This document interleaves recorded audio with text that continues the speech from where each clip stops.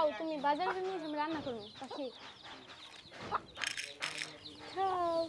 তখন আমি ক্লাস 7-এ পড়তাম।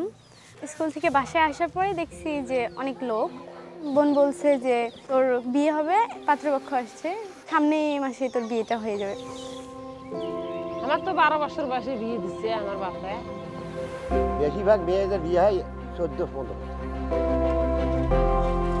যখন আমার বিয়ে হয় তখন এসএসসি পরীক্ষা আমার সামনে, চতুর্দিকে পানি, বন্যার কারণে পাট, ধান, গম, কাউন অনেক ফসল নষ্ট হয়ে যায়। নষ্ট হওয়ার কারণে আমাদের অনেক কষ্ট হয়। তখন কি করলো, ওরা বিয়ের প্রস্তাব নিল, আমাদেরকে বিয়ে দিয়ে দিবে। বন্যার মনে করেন সবারই বাড়ি বাড়ি পানি ওঠে। পানি মনে করেন বাড়িতে 1 হাঁটু হয়, 1 কোমর হয়, জায়গাতে 1 বুক হয়। নৌকা ছাড়া কোনো বুদ্ধি নেই। বানের সময় কমসে কম 2 থেকে 3 মাস ক্লাস হয় না। ওই সময় যখন ওই ক্যাঁচাটা পড়লে তখন মনে হয় যে মেয়েটারে বিদায় করে দিলে মনে হয় ভালো হবো। ওই ক্যাঁচাটাই সামলাবার পাই না। মৃত্যু আছে নাকি বাড়ি আশেপাশে কি আছে? আগে হলো একটা নির্দিষ্ট সময়ের মধ্যে বন্যা হইতো, তখন হলো কৃষকরা বুঝতে পারতো যে কখন বন্যা আসবে, সেই অনুযায়ী তারা প্রস্তুতি নিত।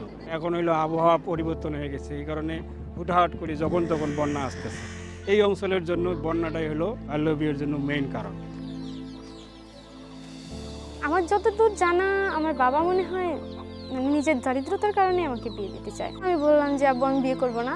আম্মুকে বলছি, তারপর বোনকেও বলছি, ভাইয়াদের বলছি, কেউ মানে নাই।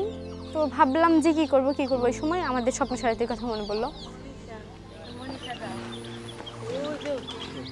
যে জেলাগুলোতে এই কর্মসূচি চালু আছে সেই জেলাগুলোর প্রতিটা উপজেলায় 10টা করে দল আছে। যে দলের নাম হলো স্বপ্নসারথী দল। এই স্বপ্নসারথী দলে 25 জন কিশোরী নিয়ে দল গঠন করে আসছে। মূলত এই দলে যারা আছে তাদের বয়স হলো 13 থেকে 16 বছর।